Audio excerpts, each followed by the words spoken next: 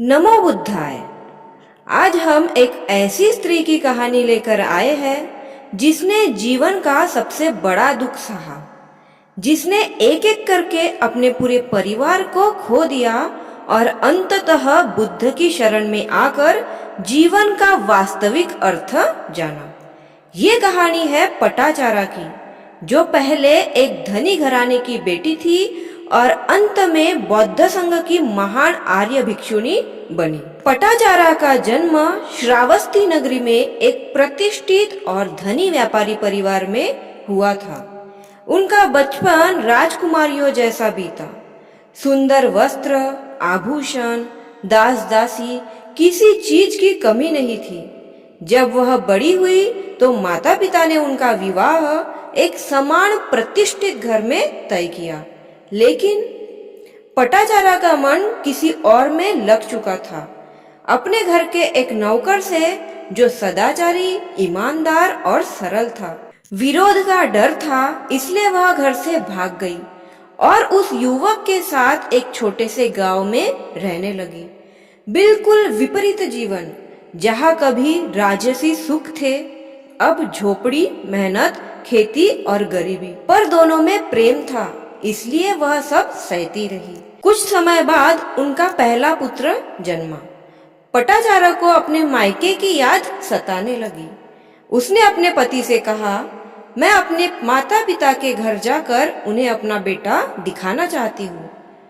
पति को डर था कि कहीं वे क्रोधित न हो, इसलिए वह मना करता रहा। लेकिन जब वह दूसरी बार गर्भवती हुई, उसने दृढ़ निश्चय किया, अब चाहे कुछ भी हो, मैं अपने मायके जाऊंगी। वह चल पड़ी, गर्भावती अवस्था में ही, अपने पति और पहले बेटे के साथ। रास्ते में भीषण तूफान आ गया। उसका पति बारिश से बचने के लिए झाड़ियों से लकड़ी काटने गया और एक सांप ने उसे डस लिया। वह वहीं पर मर गया। पटाचारा अकेली गर्भवती छोटे बेटे के साथ और उसका पति मृत पड़ा था। उसी रात उसे प्रसव पीड़ा हुई और एक पुत्र का जन्म हुआ। अब वह 2 बच्चों के साथ अकेली रह गई। अगली सुबह वह अपने पति का अंतिम संस्कार किए बिना ही दोनों बच्चों को लेकर चल दी। एक नदी के किनारे पहुंची। पानी उफान पर था। वह नवजात शिशु को किनारे पर रखकर बड़े बेटे को लेकर नदी पार करने लगी। वह जैसे ही बीच में पहुंची, एक चील ने उस किनारे रखे नवजात को मरा समझकर उठा लिया। बड़े बेटे ने देखा और चिल्लाया, माँ, चिड़िया मेरा भाई उठा ले गई।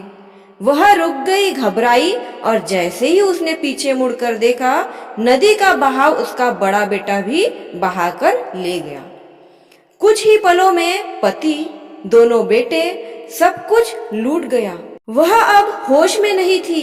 बाल खुले, वस्त्र अस्त व्यस्त, रोती चिल्लाती, खुद को कोसती हुई, अपने सिर पर प्रहार करती हुई थोड़ी दूर जाकर जब वह मायके पहुंची तो देखा पूरा घर भूकंप में ढह चुका था। माता पिता और भाई सब मर चुके थे। अब वह पूर्णतः विक्षिप्त मतलब पागल हो चुकी थी। वह चिल्लाते हुए श्रावस्ती में बुद्ध के प्रवचन स्थान पर पहुंची। लोगों ने उसे पत्थर मारने की कोशिश की, भगाने लगे। तब भगवान बुद्ध ने कहा, उसे मेरे पास आने दो। बुद्ध की दृष्टि में करुणा थी। पटाचारा उनके चरणों में गिर पड़ी और सिसक सिसक कर रोने लगी। उसने कहा, भगवान, मैंने अपना सब कुछ खो दिया है।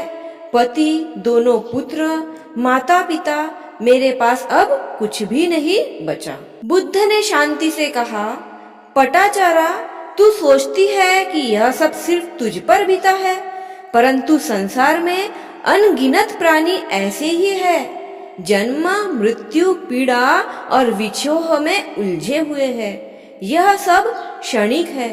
जिसने मोह को त्यागा वही सच्चा शांत है। जिसको मैं और मेरा का अभिमान नहीं रहा, वही दुखों से मुक्त है। पटाचारा सुनती रही। धीरे धीरे उसका पागलपन शांत हुआ, मन स्थिर हुआ। बुद्ध की वाणी अमृत के समान थी। पटाचारा ने बुद्ध से दीक्षा मांगी।